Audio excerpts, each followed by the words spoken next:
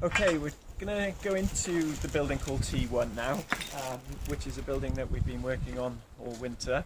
I must stress that there aren't any bats in here at the moment. We are just renovating it to make it good for, as best as we can, for a few bat species that I'll talk about inside. But at the moment it's closed, all the access points are closed for bats, so they can't get in here, so we're not doing any disturbance. Let's have a take a look inside.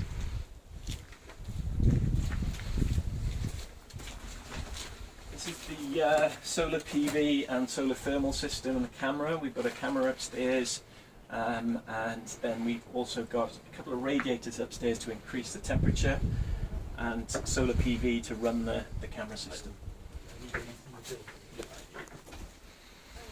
So obviously the first thing we see in here is it's very dark, and that's deliberate. We've painted all the walls black to mimic it being a cave-like habitat, and making it as dark as possible. We've still got a bit of painting to finish off, and you can see it's still a bit of a work in progress, but we're still we should have it done by hopefully the next month. So a few of the features that we're doing in here.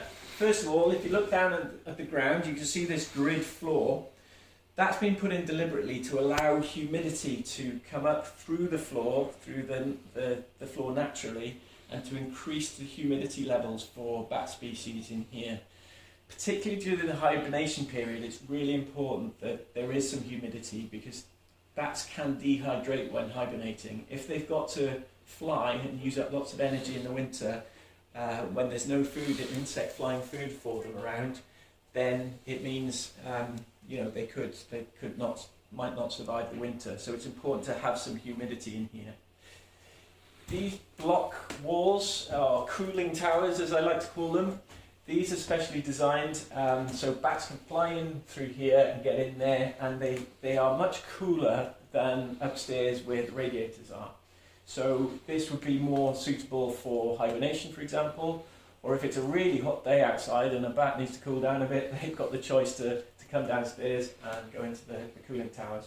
And that's how they would get into the floor. There is access for them to get in through the floor.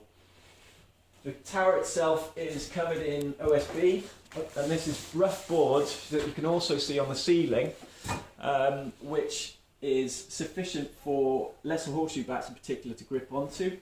And yeah, so we can check through the hole whether there are bats in there before we do a survey. I'll just replace that.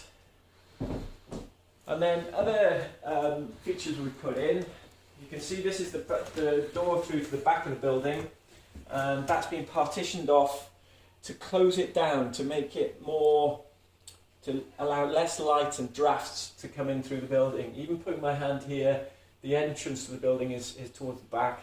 You can feel a bit of cool air coming through there, even though it is already closed off to bats at the moment. You can feel a bit of cold air coming through there. So closing the building down just reduces the draft and light levels. The observant among you might be able to hear the radiator, the system working, the solar thermal, and that will increase the temperature upstairs. We really hope in the future that obviously this building is a SSSI designated building for bats, but before these renovations took place it was very little used.